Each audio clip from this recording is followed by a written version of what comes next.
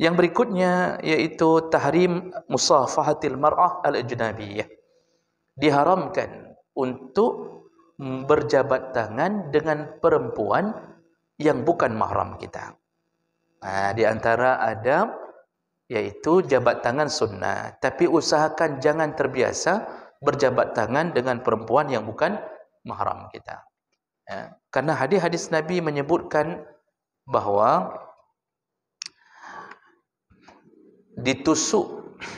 kepala ditusuk dengan jarum yang terbuat dari besi, itu masih lebih baik daripada sekali menyentuh tangan seorang perempuan yang bukan mahram kita. Itu hadis sahih.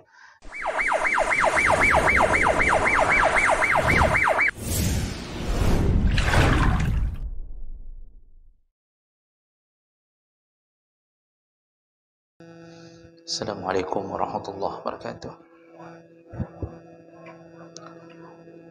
Alhamdulillahirabbil alamin.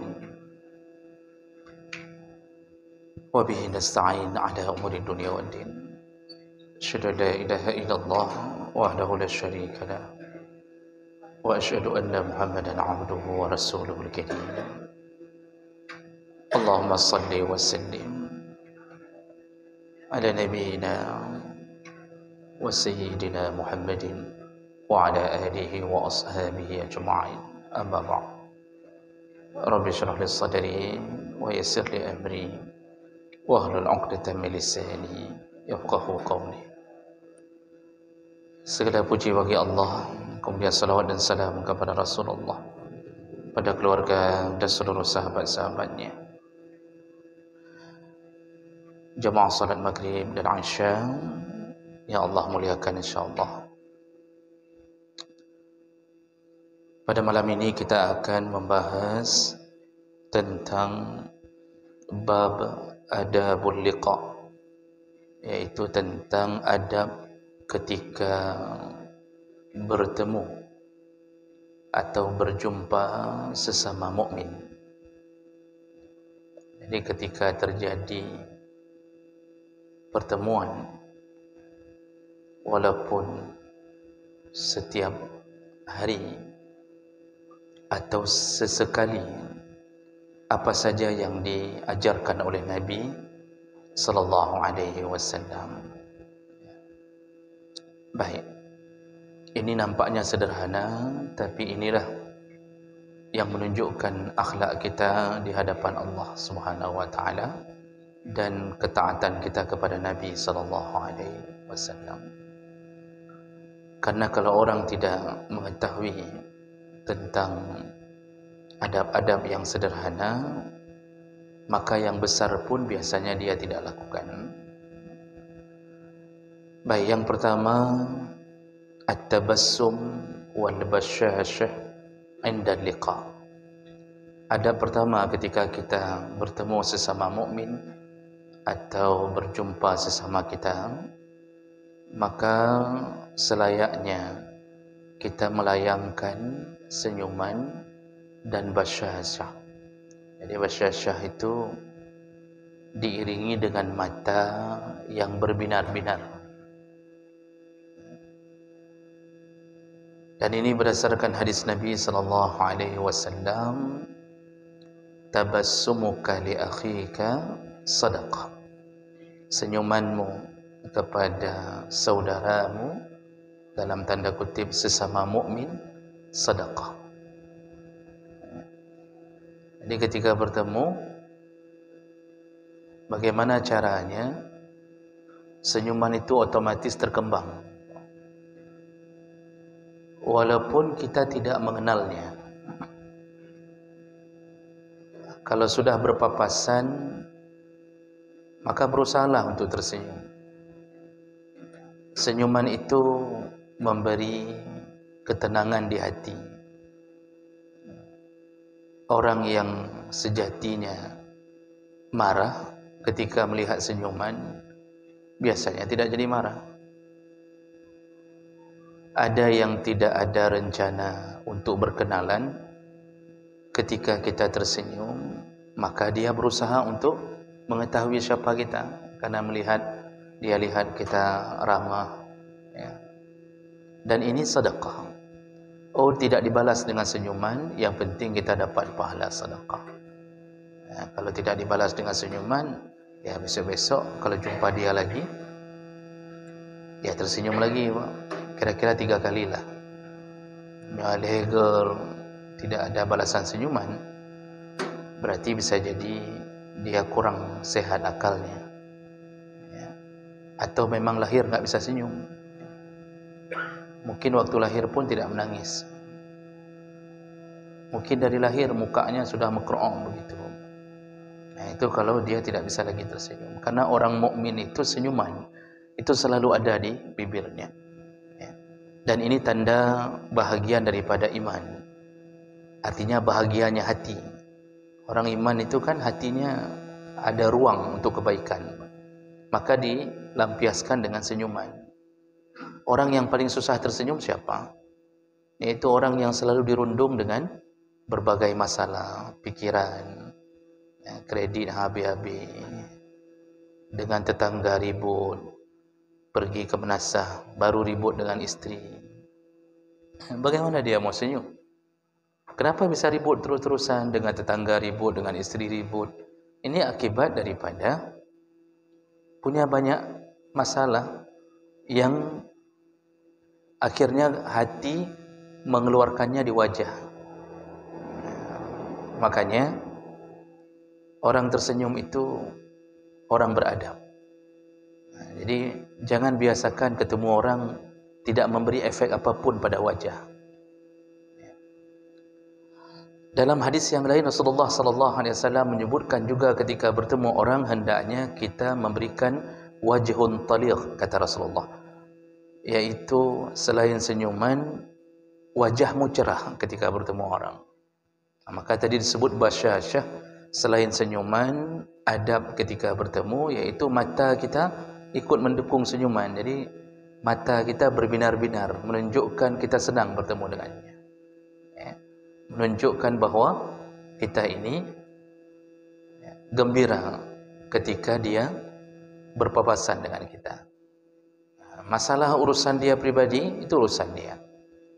Jadi jawab mereka Allah Subhanahu wa taala, ini adab pertama ketika kita bertemu sesama kita, ya. Ini yang dibahas adalah adab sesama kita. Kalau dengan orang kafir itu tidak ada tuntunan itu. Bahkan dalam hadis Rasulullah menyebutkan, la tuqaddimu as-salam ala al-yahud wan nasara. Janganlah engkau memberi salam lebih dahulu kepada Yahudi dan Nasrani. Bahkan kalau engkau bertemu dengan mereka, ya, di jalan, pepetlah jalan mereka. Begitu hadis Nabi. Cuma kalau orang yang tidak faham mengambil hadis ini dengan mengatakan, berarti enggak bagus ajaran Muhammad. Dengan agama lain tidak mau bertoleransi, kan begitu diambil kesimpulan. Rasulullah bukan tidak memberi toleransi, tetapi tidak memberi salam, karena salam itu berbentuk keselamatan, ya. Jadi jangan ucapkan keselamatan bagi mereka yang dijamin oleh Allah tidak selamat. Jadi enggak boleh ucapkan Assalamualaikum.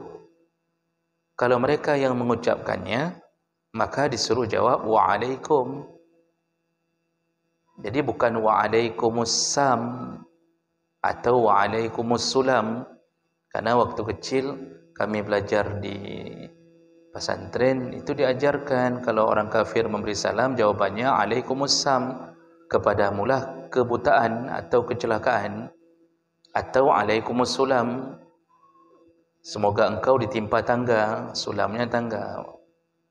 Begitu suruh jawab. Ternyata dalam hadis enggak begitu. Nabi enggak suruh balas dengan kecelakaan itu. Nabi cukup menjawab, kata Nabi, Waalaikum. Orang Cina, supaya barangnya laku, maka dia ketika bertemu dengan kita, dia beramah tamah. Dia akan mengatakan Assalamualaikum. Maka jawabannya Waalaikum. Kenapa Waalaikum?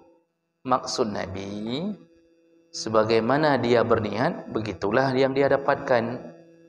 Kalau niat Assalamualaikum dia niatnya baik, semoga dia pun mendapatkan kebaikan itu, artinya hidayah.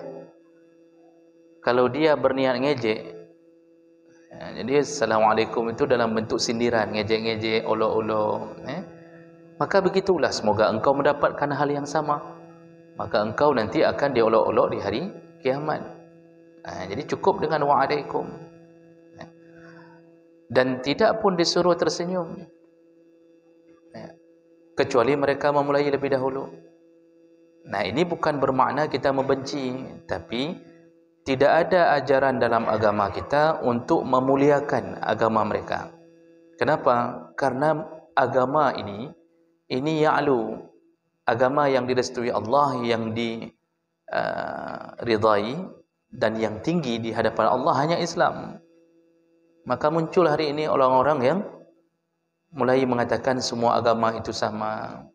Ini sudah mulai ada penceramah-penceramah yang berfaham liberal.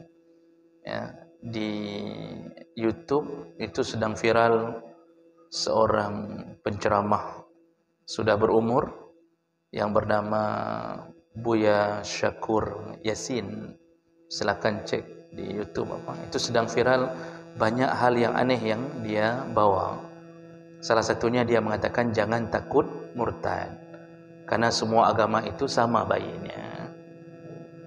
Tapi dia diberi ruang di atas panggung untuk berbicara. Dia mengolah-ngolah dan mengotak-ngotak ayat-ayat Al-Quran. Dia mengatakan bahawa, contohnya salah satunya dia mengatakan kalimat Allah dalam Al-Quran, potonglah kedua tangan pencuri, karena Allah mengatakan as-sariqu was-sariqatu faqta'u aydiyahuma jazaa'an bima kasaba.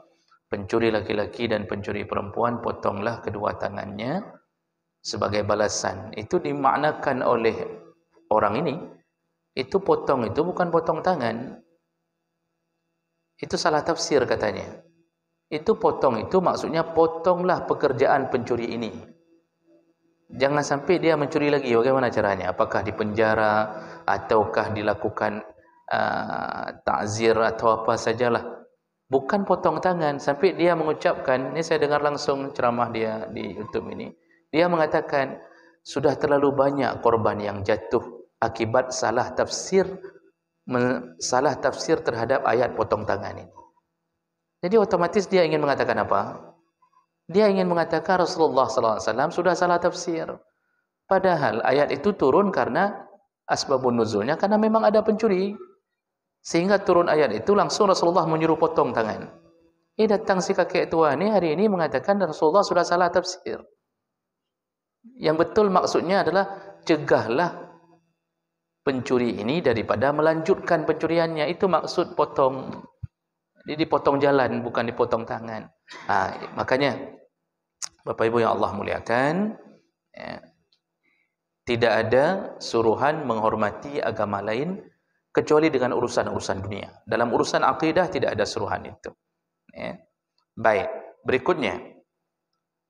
Jadi tadi ada pertama, kalau bertemu sama muslim itu adalah kembangkan senyuman, pasang wajah dengan mata yang berbinar-binar. Nyan betapa biasa. Jadi jangan sampai mekerut muka watai merempok. Bersenyum walaupun sedang banyak masalah, senyum. Walaupun hutang belum bayar, senyum. Baik. Berikutnya, tentu yang sebagaimana kita tahu adalah ilqa as-salam, memberikan salam.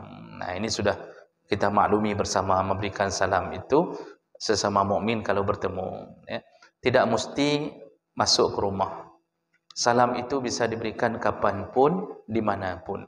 Dan salam itu diberikan di awal, juga diberikan di akhir. Kata Rasulullah, tidak beda antara orang yang mengucapkan salam di awal dengan pahala orang yang mengucapkan salam di akhir. Kita kebiasaannya cuma di awal. Di akhir kita jarang mengucapkan salam ketika berpisah. Padahal Nabi menyuruh ucapkanlah salam ketika bertemu dan ucapkanlah salam ketika berpisah. Jadi Assalamualaikum pertama. Ini bicara 10 menit. Mau berangkat. Laki izin saya ada kerja, misal begitu. Lalu Assalamualaikum. itu Assalamualaikum yang kedua itu sama pahalanya dengan Assalamualaikum yang pertama. Ini yang mungkin kalau yang pertama kita sering, alhamdulillah kita masih berada di area yang sering terdengar kalimat ini. Tapi salam perpisahan kita jarang mengatakannya. Ini perlu dibiasakan. Jadi kalimat salam itu semakin besar, panjang kalimah, maka semakin besar pahala. Karena ada hadis ketika seorang sahabat masuk, Rasulullah sedang duduk dengan sahabat, kemudian dia mengucapkan Assalamualaikum, kata Rasulullah, kamu dapat 10 pahala. Lalu masuk orang yang berikutnya, dia ucapkan Assalamualaikum warahmatullah, ditambahinya warahmatullah, kata Rasulullah, laka 20, kamu dapat 20 pahala.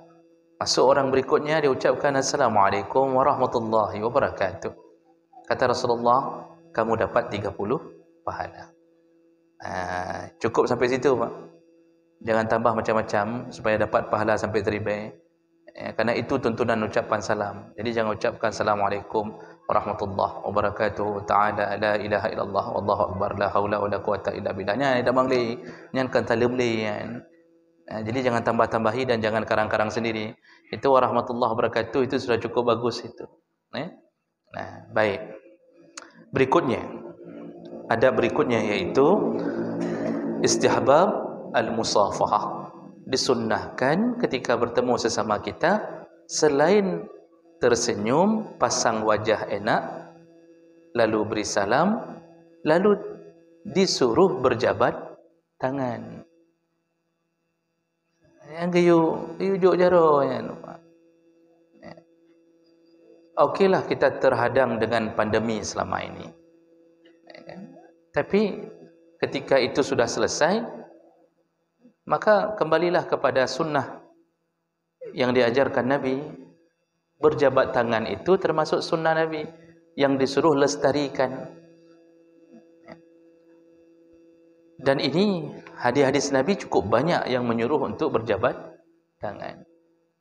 Jadi bukan Assalamualaikum, kalau berpapasan bukan Assalamualaikum.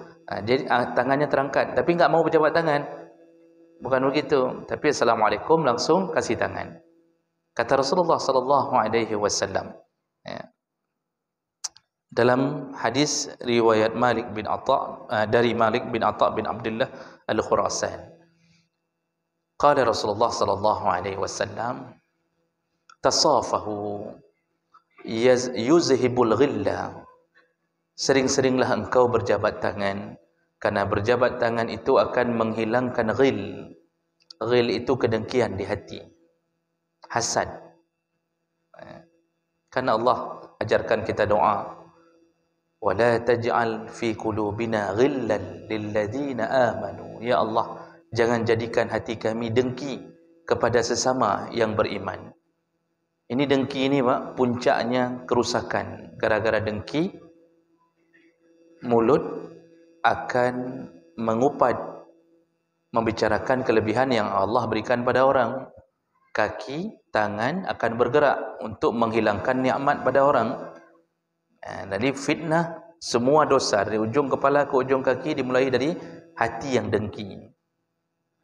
Dengki ini ya benar seperti kata orang-orang, susah melihat orang senang, senang melihat orang susah.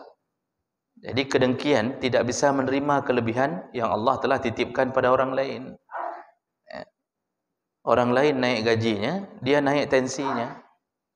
Begitu terdengar orang lain kaya gaji, dia yang langsung naik tensi sampai jatuh pingsan. Hai kepikir gaji kau. Orang lain punya mobil, dia pun mulai merasa gelisah, tidak bisa tidur. Kenapa di samping bisa punya? Nah, ini akibat sifat hasad. Mulailah dia melakukan dosa-dosa berikutnya. Ternyata sifat hasad ini dalam satu hadis panjang Nabi itu menyebabkan kalau tidak ada sifat ini dalam hati, itu jalan paling mudah menuju surga. Ingat kembali tentang hadis ketika Rasulullah duduk dalam masjid, lalu Rasulullah mengatakan, tunggu sebentar lagi akan masuk penduduk surga ke dalam masjid. Ternyata satu sahabat masuk. Besok Rasulullah mengatakan lagi ke sahabat, tunggu sebentar lagi akan masuk penduduk surga. Dia lagi. Besok dia lagi. Disitulah diselidiki oleh Abdullah bin Amir.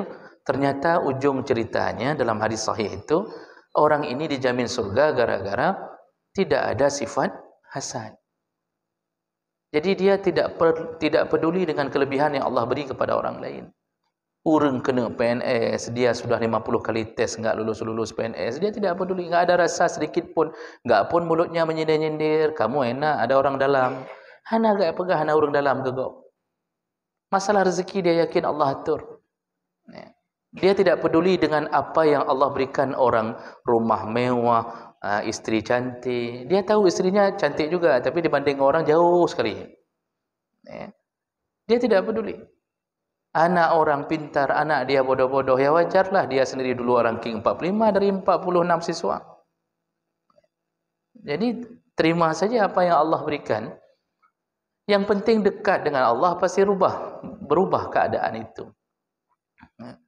Nah, ini kata Rasulullah bisa dipukul sifat dengki ini dengan sering-sering tasafah, dengan sering-sering berjabat tangan. Kenapa bisa memukul sifat dengki? Orang yang kita mungkin iri, dengki, ketemu dengan kita jabat tangan, Pak. Itu kita berubah cara berfikir. Ternyata orangnya lega, baik ke orangnya. Ketika kita jumpa sama dia, padahal kita sudah lama mengumpat-umpat dia di belakang. Ketika jumpa sama kita, dia kasih tangan. Turun tensi kita untuk dengki kepadanya.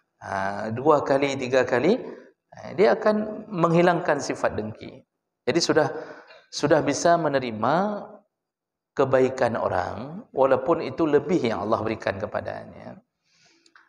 Lalu Rasulullah sambung dalam hadis yang lain, dalam hadis tadi, tahadu tahabu wa tazhabu syahna. Sering-seringlah engkau memberi hadiah, maka akan timbul rasa cinta dan engkau akan dijauhkan rasa kekikiran. Jadi syahna itu juga bermakna engkau tidak akan memutuskan silaturahim. Jauh dari sifat memutuskan silaturahim kalau sering-sering memberi hadiah. Jadi berjabat tangan digandengkan dengan memberi hadiah. Kedua-duanya memukul hati yang terjadi waswasah. Dalam hadis lain, Rasulullah sallallahu alaihi wasallam, hadis riwayat Abu Daud dengan derajat yang sahih, kata Rasulullah, ma min muslimaini yaltaqiyani fayatasafahani illa ghufira lahumā qabla an yatafarraqā. Kalau seorang mukmin bertemu dengan mukmin atau dua orang muslim saling bertemu dan mereka ketika berjumpa yatasafahan, langsung berjabat tangan. Jadi assalamualaikum, langsung unjuk jarum.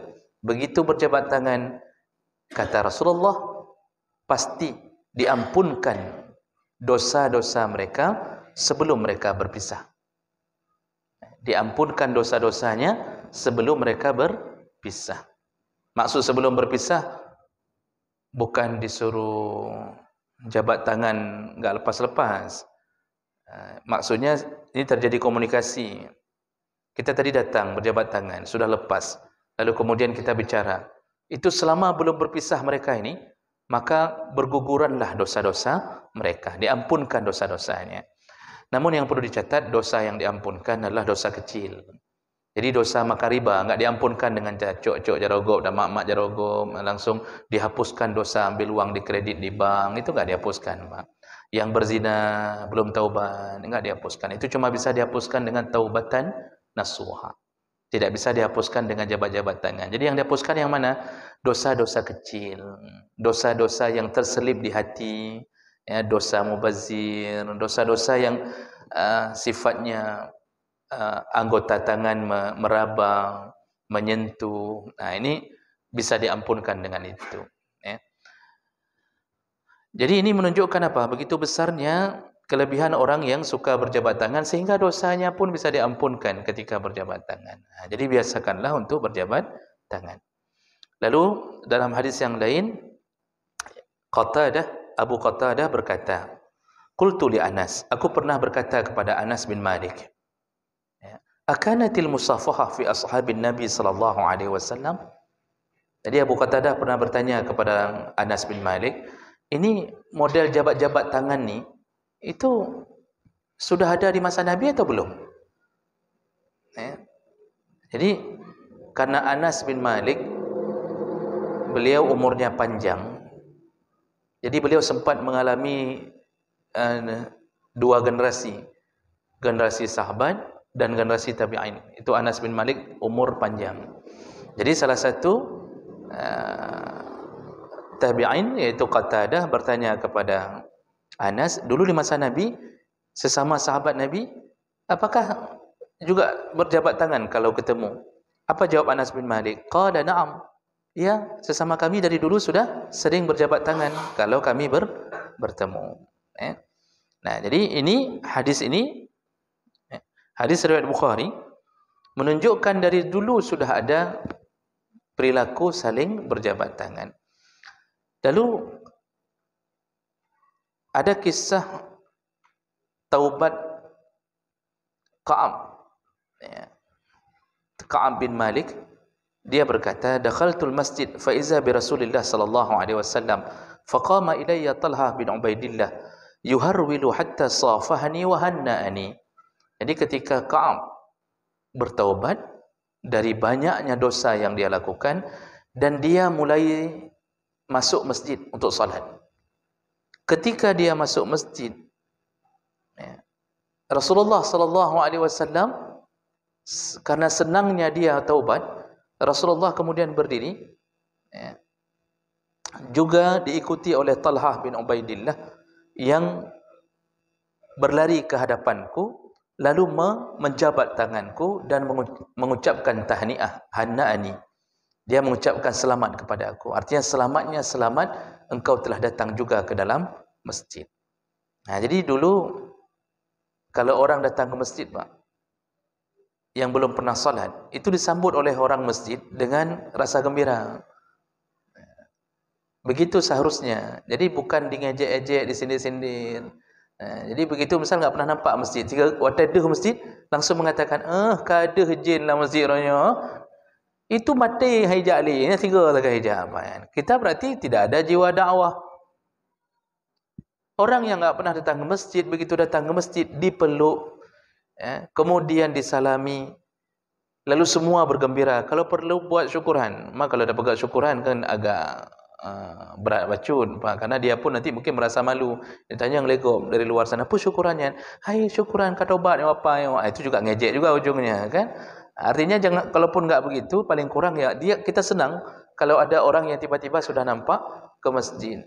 Ka'ab datang ke masjid, disambut, dijabat tangannya, lalu diucapkan tahniah, selamat. Alhamdulillah, engkau telah datang kepada kami. Nah, ini menunjukkan bahawa hadis ini juga menunjukkan bahawa dijabat tangan dari dulu sudah ada.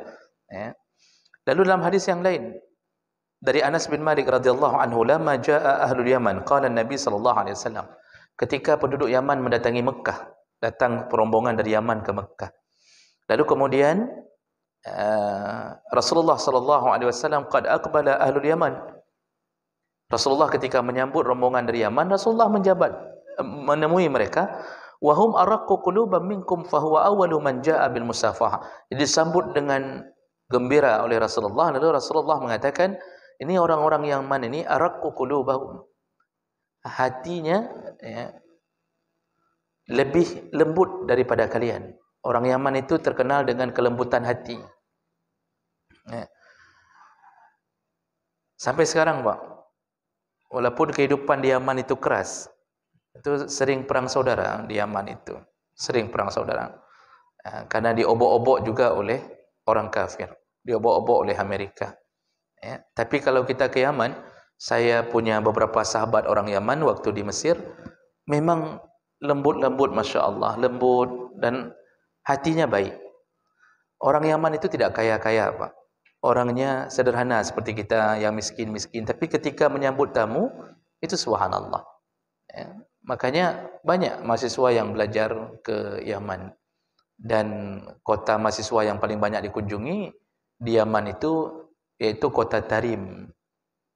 Kota Tarim. Dan itu banyak hadis Nabi memuji-muji orang Yaman. Banyak dipuji orang Yaman.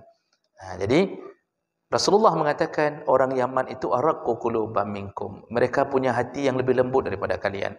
Fahuwa awwalu man jaa bil musafahah. Dan merekalah yang mempopulerkan ya, cara mempopulerkan ketika bertemu melakukan musafahah, iaitu berjabat tangan. Ya.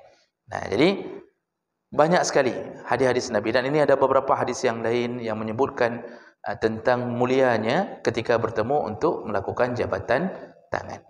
Nah, Bapak Ibu yang Allah muliakan, maka oleh karena itu bukanlah amalan yang buruk dan bukan amalan bid'ah ketika kita bertemu lalu kita berjabat tangan. Jadi kalau bisa berjabat tangan ya jabat, kecuali tidak bisa. Ya maksudnya kita sedang ada kesibukan, tengah dah goreng bu, terus orang kenan pesan bu saboh, kata tinggal bubu, kemudian kita jabat tangan satu-satu, bisa hangoh bubu itu kalau begitu. Ya, jadi kalau lagi ada kesibukan ya tidak usah. Tapi kalau aman-aman saja ketemu maka jabatanlah. Dan ini menggugurkan dosa. Baik. Berikutnya.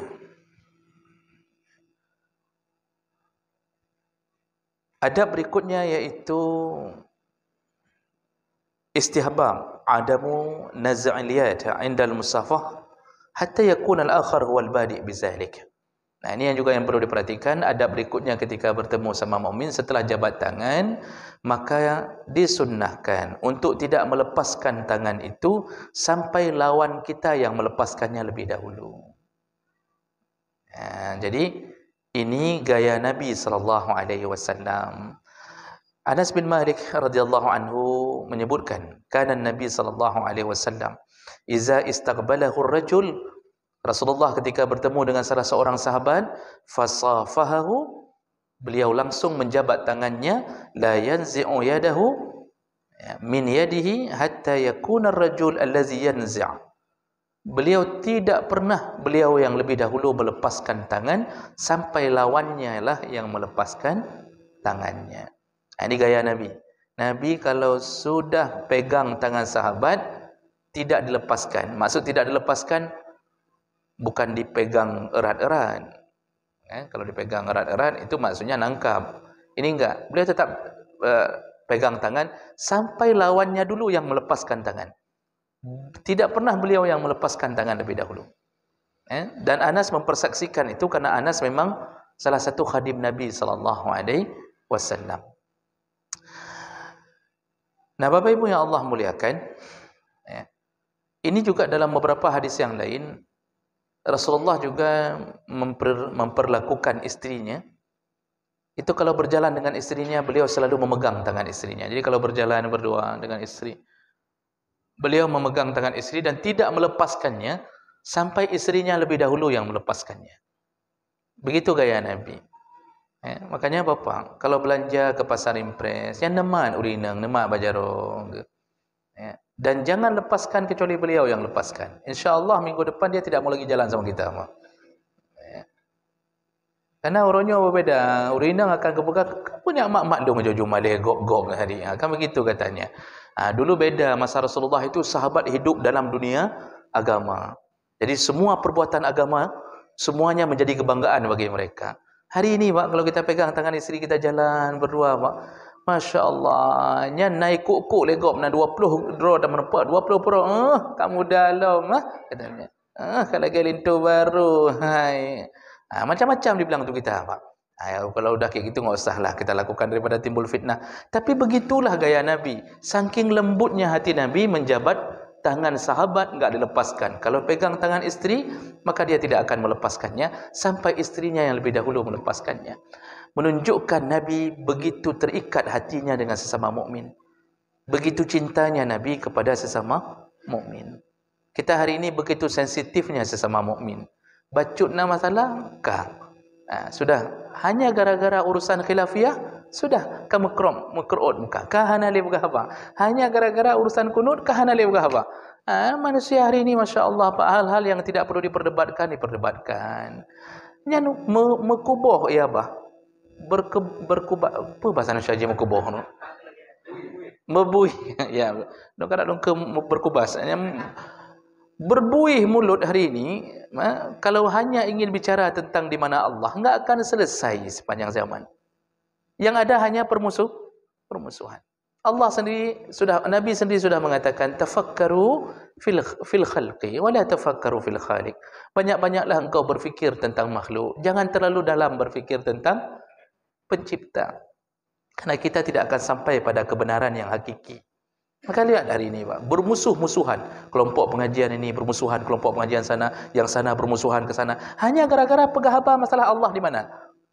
Padahal sampai orangnya hendak serupa Allah di mana sebenarnya. Itu kan semua hasil ijtihad.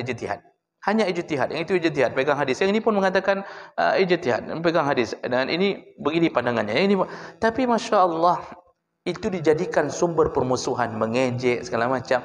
Kita ini sudah terlalu sensitif sesama kita. Bacut nama masalah nak jali.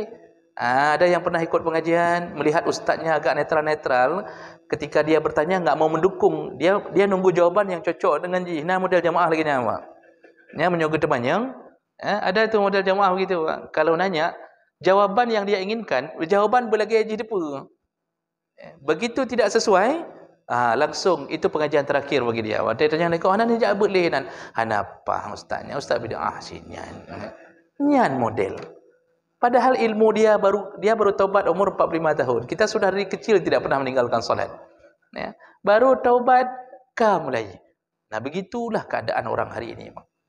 Masya Allah, dulu Nabi SAW dengan orang-orang yang baru taubat pun dia ajak, dia rangkul supaya menjadi sahabatnya yang sejati. Nah, jadi jemaah melaka Allah Subhanahu Wa Taala, ini salah satu sunnah Nabi adalah jangan lepaskan dulu tangan orang. Tapi setelah ini kalau bapak jabat tangan saya, baik anda perlu ke pak? Lu sebab nak buat lain lu kali ni. Jadi itu contohnya bukan tak amat jarogo. Maksudnya biarkan orang lain yang dulu mencabut tangan dari tangan kita. Satu lagi, setelah itu kita bertanya jawab sedikit. Yang berikutnya yaitu tahrim musafahatil mar'ah al-ajnabiyah. Diharamkan untuk berjabat tangan dengan perempuan yang bukan mahram kita.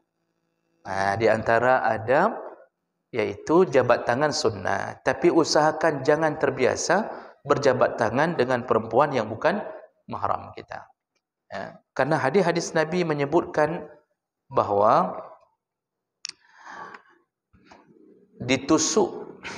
kepala ditusuk dengan jarum yang terbuat dari besi, itu masih lebih baik daripada sekali menyentuh tangan seorang perempuan yang bukan mahram kita. Itu hadis sahih. Dalam hadis yang lain, Rasulullah SAW ketika membaiat para perempuan, jadi Rasulullah dulu kalau baiat laki-laki untuk beriman kepada Allah, tidak mensyirikkannya, melakukan salat, tidak berzina, tidak berjudi, itu dibaiat, Pak, dipegang tangannya. Nah, dipegang tangan, disuruh baiat oleh Rasulullah. Tapi ketika bersama perempuan, maka dalam banyak hadis itu disebutkan bahawa Rasulullah tidak mau memegang tangan mereka. Setelah Rasulullah membaiat mereka dengan kata-kata, kata Rasulullah SAW, "Intaliqna faqad baya'tukunna." Sudah cukup, pergilah kalian. Aku telah membaiat kalian. Jadi kata Rasulullah, aku tidak pernah memegang, inilah usafihun nisa. Aku tidak pernah memegang tangan perempuan yang bukan mahramku. Nah, jadi ini termasuk salah satu yang harus kita jaga. Jangan terbiasa bersalaman dengan perempuan yang bukan mahram. Termasuklah guru-guru perempuan, itu selayaknya tidak usah disalami kepada anak-anak didiknya yang sudah baligh. Misal seorang guru perempuan ngajar SMP-nya, SMP itu kelas 3 itu rata-rata sudah baligh. Maka tidak perlu berjabat tangan dengan seorang guru perempuan yang bukan mahramnya. Berbeda kalau kita berjabat tangan dengan anak-anak, maka tidak mengapa insya-Allah. Nah, ada orang yang mengatakan, tapi kan kalau pakai alas kan boleh Ustaz. Pakai alas pun sebaiknya kalau bisa dihindari. Walaupun ada pendapat yang mengatakan boleh, tapi pendapat itu tidak sebanyak atau tidak sekuat yang mengatakan terlarang. Pakai alas itu alternatif untuk menghormati orang yang telah memberikan tangan. Misal ada orang perempuan datang, mungkin enggak terbiasa untuk tidak berjabat tangan, dia langsung kasih tangan. Ya, atau kita yang karena nggak tahu, kita langsung kasih tangan. Nah, perempuan-perempuan yang sudah faham, dia mengambil alas di balik jilbabnya untuk bersalaman, itu alternatif, bukan pilihan utama. Yang lebih utama adalah untuk tidak menyalami. Jadi buat saja bahasa isyarat. Kita pegat lagi nyong mantang, Pak, ini sudah membuktikan kita mohon maaf, kita sudah terima salamnya. Itu sudah baik. Tapi tidak baik juga kalau kita tidak menyambut salam itu dengan kode apapun. Orang sudah kasih tangan. Ada seorang perempuan kasih tangan. Lalu kita karena baru mengaji, baru pulang dari maghribnya, menempuh orang rindang jok jaro, langsung kita lipat tangan begini. Apa nama mufhum Qala Nabi SAW. Nya baru kala Nabi kedemam kedeng tampar juga. Nyo dakwah bangai namanya, Pak. Jadi jangan sombong begitu juga. Paling kurang kalau dikasih tangan, beri kode atau isyarat bahwa kita telah menerima salamnya. Jangan pukul perasaannya dengan menyombongkan diri di hadapannya. Jadi dakwah itu, Pak, perlu mau'idhah, perlu cara yang baik. Bukan mengejek, tapi mengajak. Setelah itu, kalau dia sudah faham, maka ke depan dia tidak berani lagi memberi tangannya. Karena dia sudah tahu ni kita akan menolak untuk memberi. Tapi ini hanya diperlakukan kepada yang bukan mahram. Maka oleh karena itu kenalilah mahram. Kenalilah mahram. Ada orang yang tidak kenal mahram, dikira mantan mertuanya bukan mahramnya lagi. Padahal mantan mertua itu mahram muabbad selama-lama. Kita punya istri sudah 7 orang, kawin cerai. Nyan mantan mertua kita sudah 6 orang itu semuanya mahram selama-lama. Jadi ketemu dengan mantan mertua, nyan tak mahram, boleh salaman dengan mantan mertua, boleh. Nah, cuma bahkan duduk di ruang tamu tidak ada teman yang lain, dibolehkan dengan mantan mertua. Cuma saya sarankan kepada para istri, kalau bertemu dengan mantan mertua, walaupun itu bukan mahram, namun dia lihat model mantan mertua. Ada model-model mantan mertua bandot. Nya hanjit dajuk salam, Pak. Memang dia bukan mahram lagi, dia mahram selama-lama. Tapi kebandotannya yang membuat kita harus menghindarinya. Nah, itu juga harus dia lihat keadaan. Orang mengira sepupu mahram, padahal sepupu bukan mahram. Jadi waktu terus sepupu, salam, cipika-cipiki, lalu mengatakan, "Yan abang long, sepupu bukan mahram." Lalu ada yang mengatakan, kan sepupu boleh jadi wali. Betul, sepupu wali. Dan walinya wali terakhir kalau sudah tidak ada garis-garis wali yang lain. Pengganti wali terakhirnya boleh sepupu. Tapi bukan bermakna posisi dia boleh mengganti wali kemudian berubah jadi mahram. Tidak. Sepupu bukan mahram. Jadi kalau ditanya orang, bolehkah menikah dengan sepupu dari bapak, dari garis bapak? Boleh. Siapa bilang tidak boleh? Boleh, Pak. Silakan baca kitab fikih. Getanya tak pegah hanjut. Boleh, cuma dia ada posisi yang dia bisa berubah menjadi wali untuk menikahkan. Dan itu ketika semua sudah tsunami, semua enggak ada yang tinggal lagi, cuma sepupu tinggal. Silakan sepupu jadi wali. Tapi bukan bermakna dia menjadi mahram selama-lama, tidak. Sepupu bukan mahram. Jadi datang sepupu, istri datang sepupunya itu harus pakai jilbab. Seharusnya juga salaman juga tidak dilakukan karena itu bukan mahram. Kecuali dengan bahasa isyarat. Namun hari ini karena kita lebih kepada kebiasaan, akibatnya kebiasaan menjadi hukum. Baik, saya berhenti di sini. InsyaAllah kita bertemu kembali di bulan yang akan datang. Masih ada sambungannya, Pak. Semoga yang hadir Allah telah catatkan pahala. Kita tutup dengan kafarah majlis. Subhanakallahumma bihamdik, asyhadu an la ilaha illa anta, astaghfiruka wa atubu ilaih. Wassalamualaikum warahmatullahi wabarakatuh.